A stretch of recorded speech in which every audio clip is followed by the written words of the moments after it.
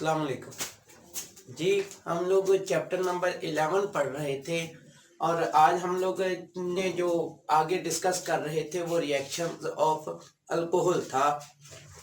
कल मैंने आप लोग को अल्कोहल के बारे में बताया था कि अल्कोहल कैसे कैसे रिएक्ट कर सकता है। ठीक है, वो उसके दो तरीके बताए थे कि अल्कोहल का जनरल फार्मूला होता है ROH, यानी कि ये अल्कोहल का एक जनरल फार्मूला है RO और H।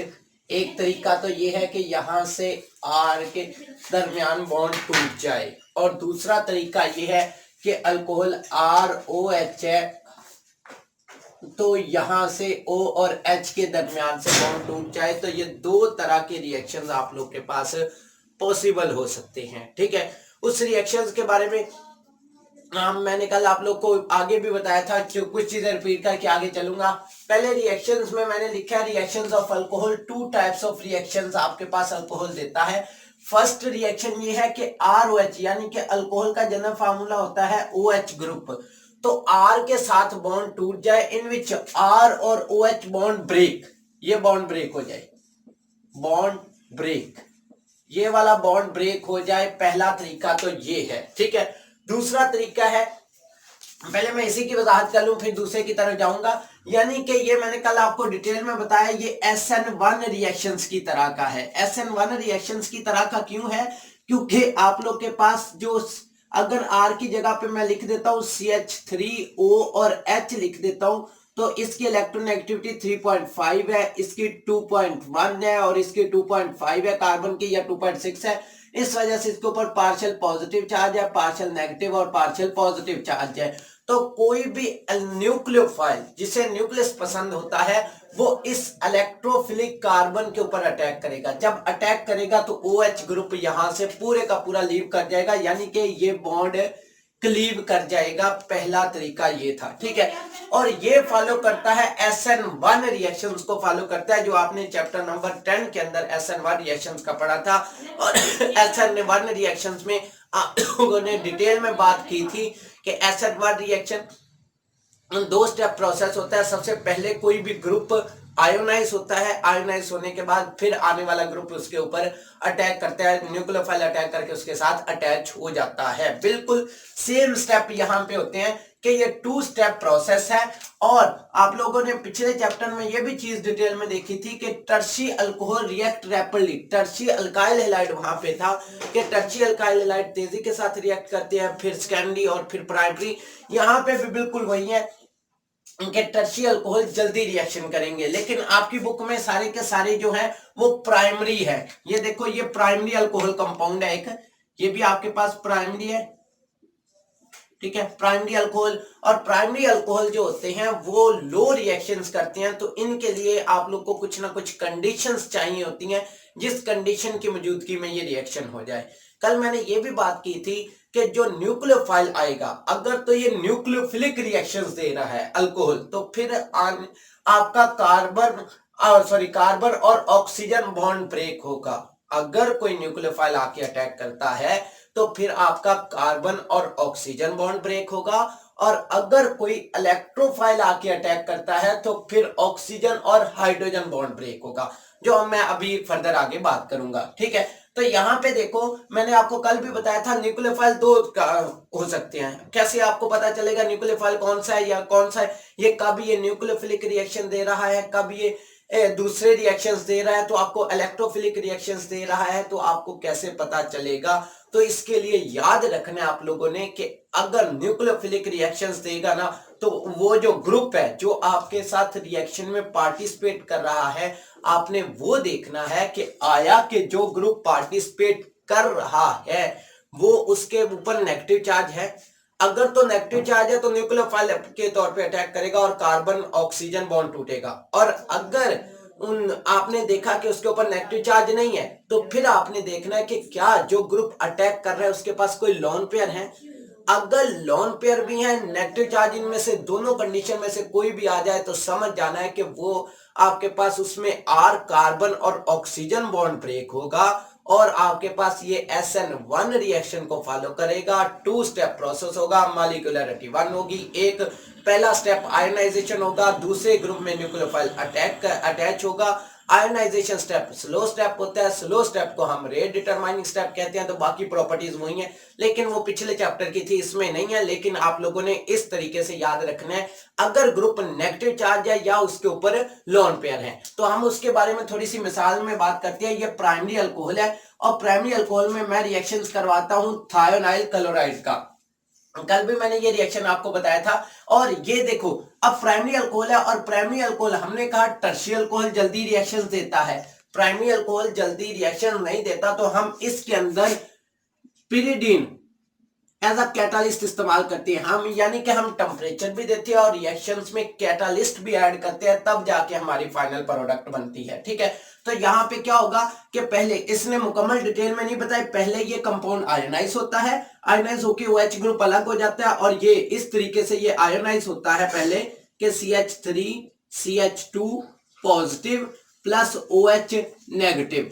अब आपका जो SOCl2 है, अब जरा देखें कि इसके ऊपर क्या तो कोई लोन पेयर नेगेटिव चार्ज तो है नहीं, क्योंकि हमें नजर आ रहा है। अब देखें क्या लोन पेयर मौजूद है, हाँ जी मौजूद है। क्यों? क्योंकि क्लोरीन के आखिरी शेल में क्लोरीन का एटॉमिक नंबर 17 होता है, इसके पहले शेल में 2, दूसरे के अंदर 8 और तीसरे के अंदर 7 इलेक्ट्रॉन होते हैं। तो क्लोरीन के पास 6 लोन पेयर मौजूद है। तो अब लोन पेयर मौजूद है, तो खुद ही समझ जाना है कि हमने यहाँ पे न्यूक्लियोफिलिक रिएक्शंस देगा, और न्यूक्लियोफिलिक रिएक्शन में कार्बन ऑक्सीजन बॉन्ड ब्रेक होगा। तो ये देखो, यहां से पहले ये आपके पास आयोनाइज हो गया, आयोनाइज होने के बाद Cl ग्रुप यहां से एक इसके साथ जाके अटैच हो जाएगा, और पीछे जो रह जाने वाले ग्रुप है OH और SOCl, ये आपस में मिलके SO2 और HCl बना देंगे। सिमिलरली अगर आप इस रिएक्शन के ऊपर गौर करें, तो ये भी एक कंपाउंड है, इसका नाम है इथाइल अल्कोहल, इथाइल अल्कोहल्स।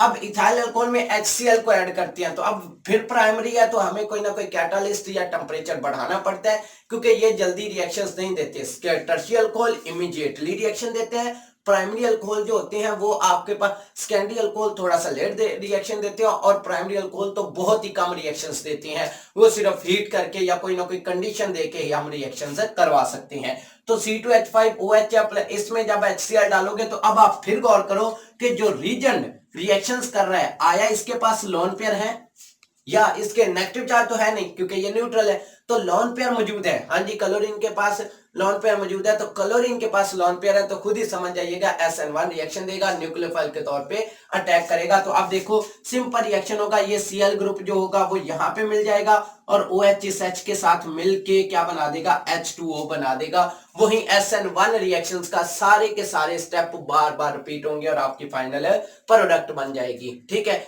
इसके अलावा अगर आप लोग ये नहीं करवाना चाहते, तो कोई और ग्रुप आप ले सकते हो, जैसे कि C2H5 और OH ग्रुप है, इसके साथ मैं रिएक्शन करवा देता हूं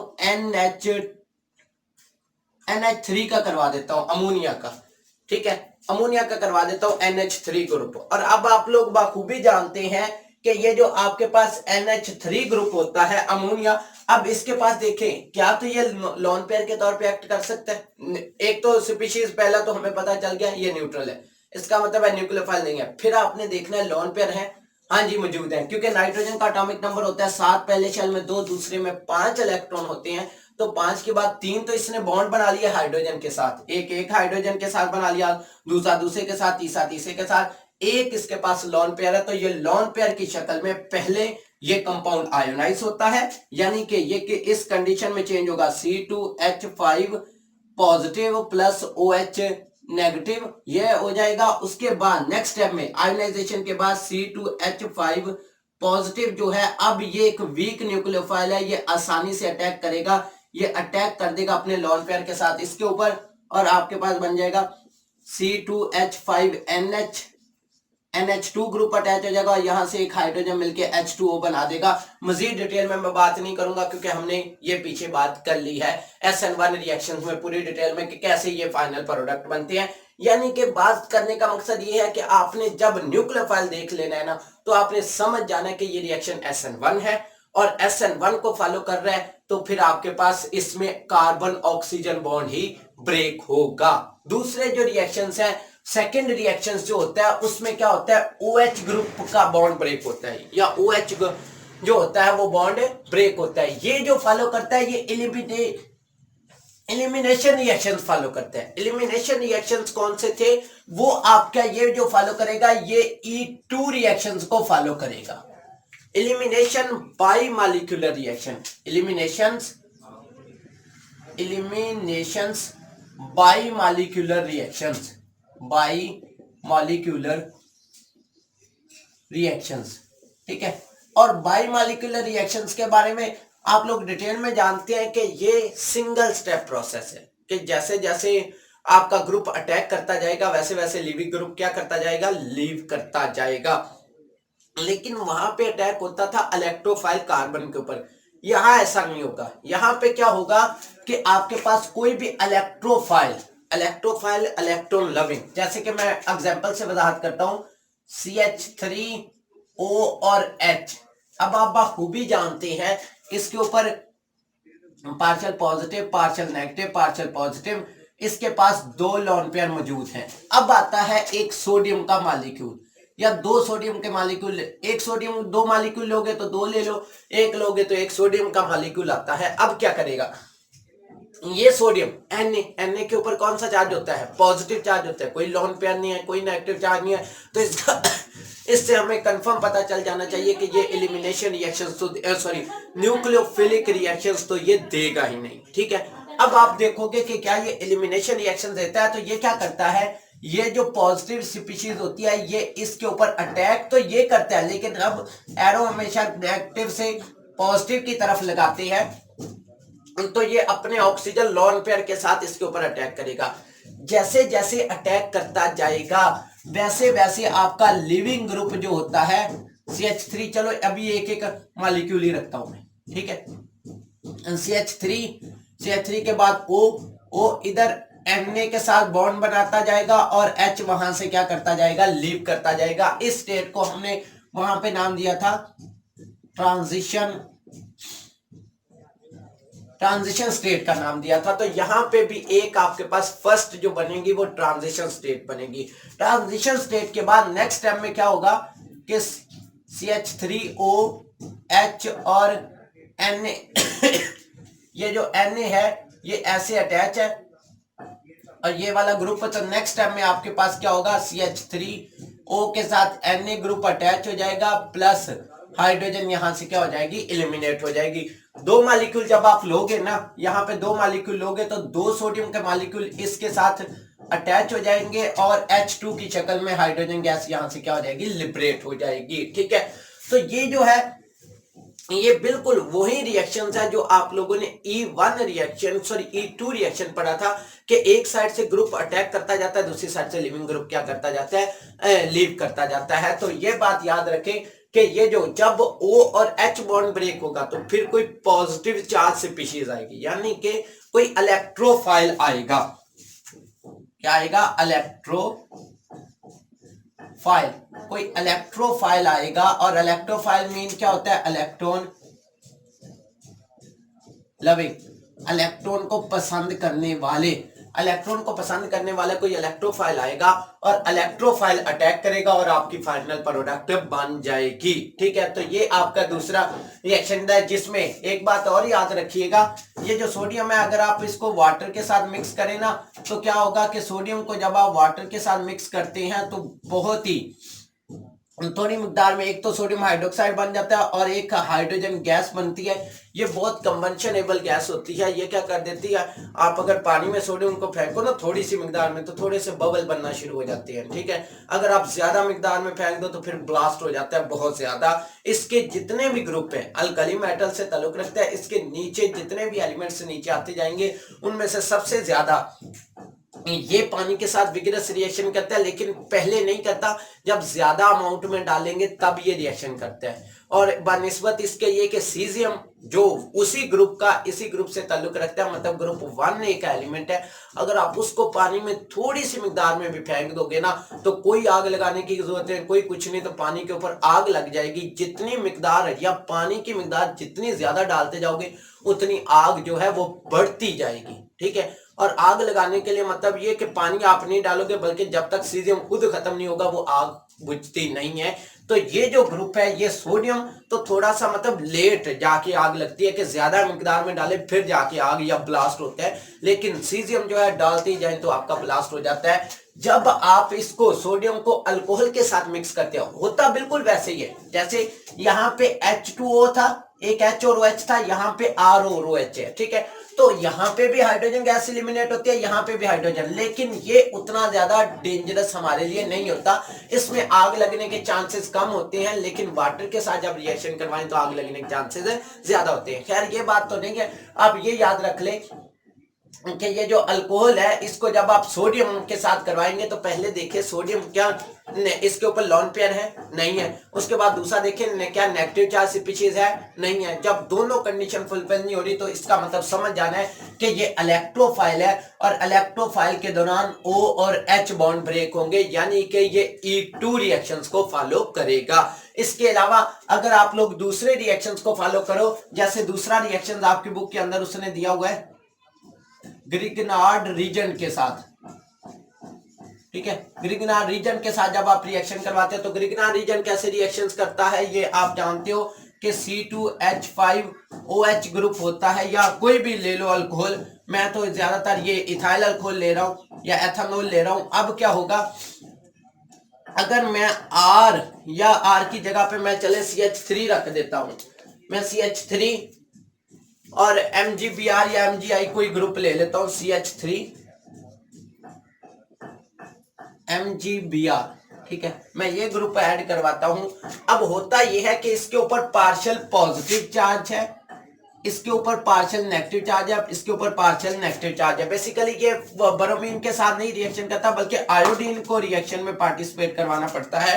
तो अब क्या होगा कि अब सिंपली रिएक्शंस आप लोग के पास होगा, वो कैसे कि आप लोग के पास ये सारे का सारा जो ग्रुप है, ठीक है, ये जो CH3 है ये यहां से H लेके एक आपकी CH4 अल्केन बना देगा और बाकी ग्रुप जो है वो सारे का सारा आपका रिएक्शन में अलग हो जाएगा, यानी कि इस तरह की फाइनल प्रोडक्ट बन जाएगी कि एक तो आपके पास बन जाएगा CH4 और साथ में रह जाएगा Mg के साथ आ जाएगा एक साइड पे आयोडीन और दूसरी साइड पे OCH3 ग्रुप अटैच हो जाएगा। ये भी बिल्कुल वही रिएक्शन है जैसे आप सोडियम के साथ करवा सकते हो। तो इसमें भी आपका ऑक्सीजन और हाइड्रोजन बॉन्ड ब्रेक हुआ, यहां से एक हाइड्रोजन गई, वो CH3 के साथ मिली तो ये CH4 बन गया और ये सारे का सारा ग्रुप इस ग्रुप के साथ आके अटैच हो गया। तो ये भी है जिसमें O और H ग्रुप क्या हो रहे हैं, एलिमिनेट हो रहे हैं। इसके अलावा यही दो रिएक्शंस आप याद रख लेंगे जिसमें OH ग्रुप पार्टिसिपेट करता है और पहले दो रिएक्शंस में या पहले वाले में आप लोगों के पास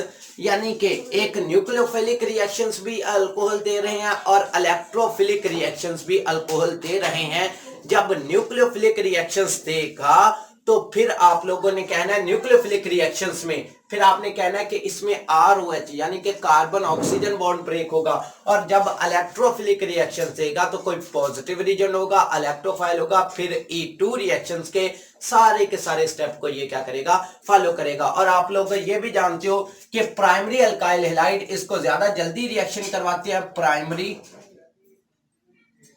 प्राइमरी अल्कोहल ज्यादा जल्दी रिएक्ट करते हैं। प्राइमरी के बाद दूसरे नंबर पे आपके पास होते हैं सेकेंडरी अल्कोहल, वो उसके बाद रिएक्शन करते हैं, मतलब इतना तेजी से नहीं करते। और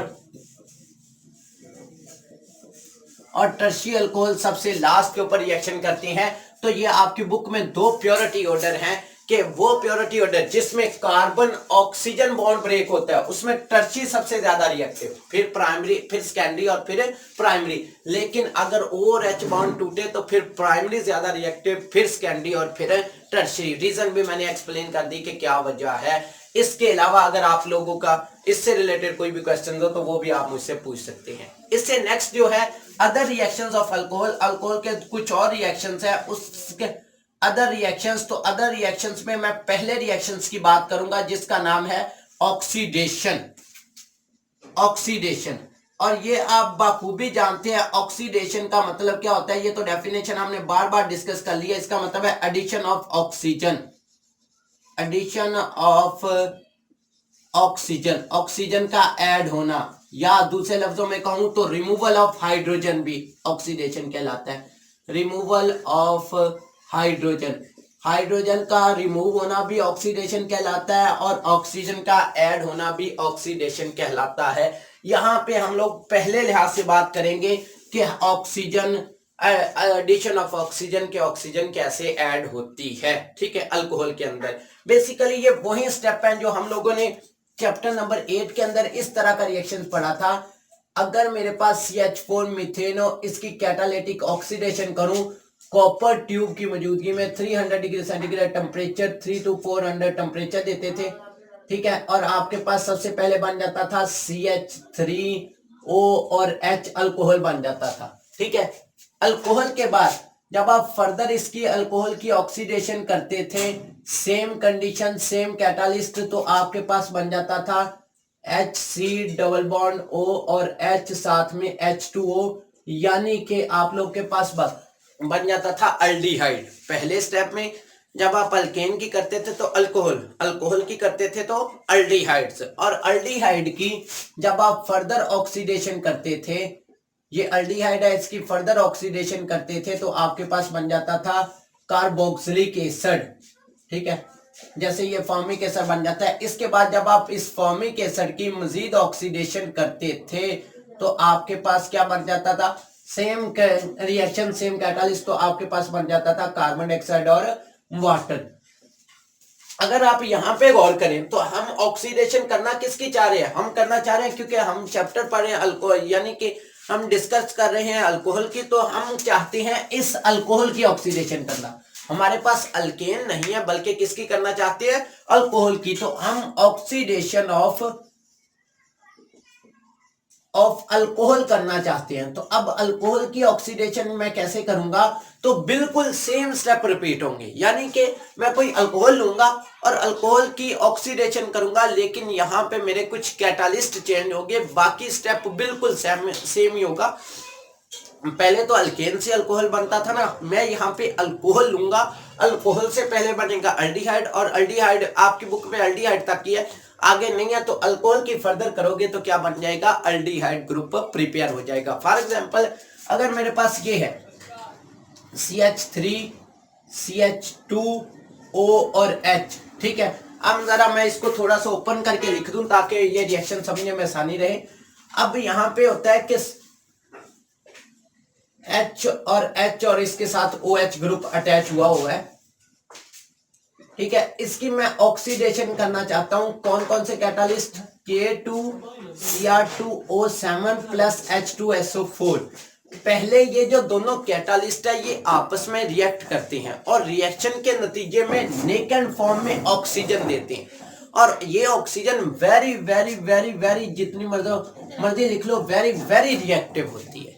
ये क्या करती है, ये आप लोग को मैंने पीछे भी एक बात बताई थी चैप्टर नंबर 10 में कि यहाँ पे जहाँ पे फंक्शनल ग्रुप अटैच होता है ना, तो फंक्शन ग्रुप के साथ वाली ये जो कार्बन है इसे हम अल्फा कार्बन का नाम देते हैं, ठीक है, और अल्फा कार्बन के साथ जो हाइड्रोजन है इसे हम अल्फा हाइड्रोजन का नाम देते हैं। यहाँ पे ऑक्सीडेशन कैसे होती है कि ये जो ऑक्सीजन होती है ये क्या करती है, ये यहां से इस हाइड्रोजन को भी और एक अल्फा कार्बन के हाइड्रोजन को यहां से एलिमिनेट कर देती है, यानी कि एक तो आपके पास ये जनरेट कर देती है H2O, बाकी जो रह जाने वाला कंपाउंड है वो कुछ ये रह जाता है CH3C के ऊपर H, और इधर इसका भी एक बॉन्ड खाली हो गया, इसका भी, तो ये बन जाता है C डबल बॉन्ड O, और साथ में क्या बन जाता है, H2O बन जाता है, ठीक है। और ये ग्रुप जो होता है अगर मैं इसको ओपन करूं तो ये आपके पास बन गया अल्डिहाइड ग्रुप प्रिपेयर हो जाता है। तो अगर आप इसकी ऑक्सीडेशन करें, देखो ना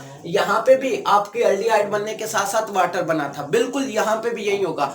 एक अगर प्राइमरी अल्कोहल की ऑक्सीडेशन करोगे in the presence of sulphuric acid K2Cr2O7 तो आपको वो नेकेड फॉर्म में ऑक्सीजन देता है, और उस ऑक्सीजन के केस में आपके पास क्या होता है, अल्डिहाइड ग्रुप प्रिपेयर हो जाता है।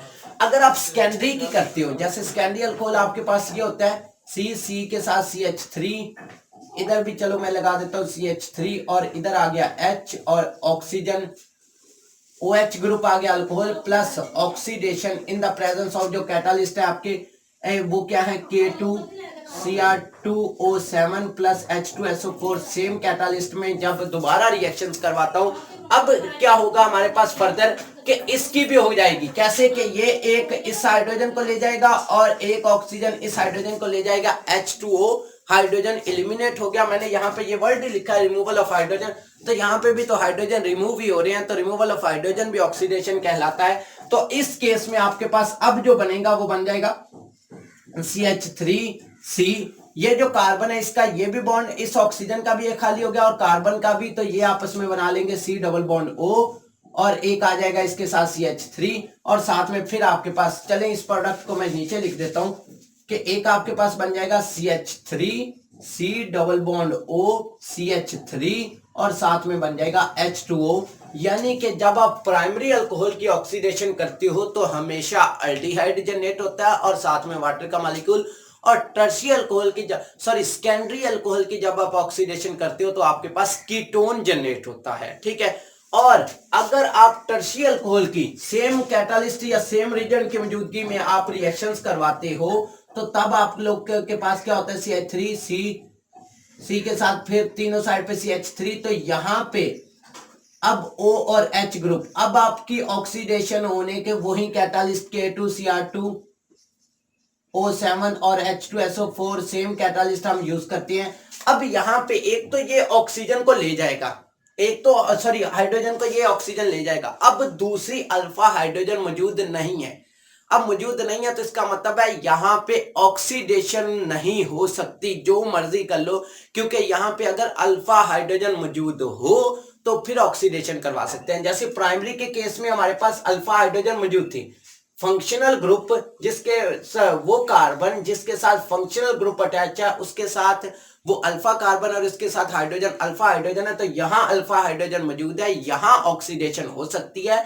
लेकिन यहाँ पे ऑक्सीडेशन टर्शियरी अल्कोहल में अल्फा हाइड्रोजन मौजूद नहीं है, तो यहाँ ऑक्सीडेशन नहीं होगी बल्कि एलिमिनेशन होगी, एलिमिनेशंस होंगी। और एलिमिनेशंस का क्या मतलब है कि एक आपका तो ये H यहां से पूरे का पूरा OH चला जाएगा, यहां से आपका पूरे का पूरा OH चला जाएगा मॉलिक्यूल, और एक आपका यहां से एक H चला जाएगा, यानी कि यहां पे ये ऑक्सीजन फराहम ही नहीं होगी, ऑक्सीजन इस रिएक्शंस को करवा ही नहीं सकती, तो यहाँ पे एलिमिनेशन होगी क्योंकि यहाँ ऑक्सीडेशन नहीं हो रही। ऑक्सीडेशन होती तो ये ऑक्सीजन हमारे पास पार्टिसिपेट करता, अब यहाँ पे अल्फा हाइड्रोजन नहीं है तो ऑक्सीडेशन नहीं होगी बल्कि क्या होगी, एलिमिनेशन होगी। यहाँ से OH और किसी एक कार्बन से एक H रिमूव हो जाएगा और आपके पास बन जाएगा, एक तो बन जाएगा H2O। अगर फर्ज करो यहाँ से ये CH3 है, ऊपर वाला आपके पास CH2 रह गया, वहां से एक हाइड्रोजन चला गया और इधर भी CH3 रहेगा, तो ये आपस में डबल बॉन्ड बना लेते हैं और साथ में वाटर का मॉलिक्यूल जनरेट हो जाएगा। तो इस तरह से आपके अल्कोहल्स की ऑक्सीडेशन हो जाती है, प्राइमरी अल्कोहल की भी, सेकेंडरी की भी, टर्शियरी की भी। प्राइमरी अल्कोहल जो होते हैं वो आपके पास उसकी oxidation in the presence of K2Cr2O7 और H2SO4 की मौजूदगी में होता है, आपके पास अल्डिहाइड और वाटर बन जाता है। सेकेंडरी की करोगे तो आपके पास कीटोन और वाटर बनेगा, टर्शियरी की करोगे तो ऑक्सीडेशन मुमकिन नहीं है, उस केस में आपके पास अल्कीन प्रिपेयर होगा, ना कि आप लोग के पास उसकी ऑक्सीडेशन हो। ऑक्सीडेशन क्यों नहीं होती, क्योंकि हमारे पास अल्फा हाइड्रोजन मौजूद नहीं होता, तो हमने अल्फा हाइड्रोजन ना होने की वजह से वहां पे एलिमिनेशन होगी, ये ऑक्सीजन रिएक्शन नहीं करेगा और आपके पास कोई ना कोई अल्कीन प्रिपेयर हो जाएगी। तो ये आपके कुछ रिएक्शन से कि दो तरह के आपके अल्कोहल, पहले मैंने बात की कि दो तरह के रिएक्शंस अल्कोहल देता है, एक आपके पास जिसमें O और H बॉन्ड ब्रेक होता है और दूसरे में यहाँ पे O और H बॉन्ड ब्रेक होता है, यहाँ R और H बॉन्ड ब्रेक होता है। फिर हमने फर्दर इसके बारे में डिटेल में बात कर ली। अभी इससे रिलेटेड आप लोग का कोई भी क्वेश्चन हो तो आप मुझसे पूछ सकते हैं। तो आज के लिए इतना ही, बाकी इंशाल्लाह हम कल डिस्कस करेंगे। अल्लाह हाफिज।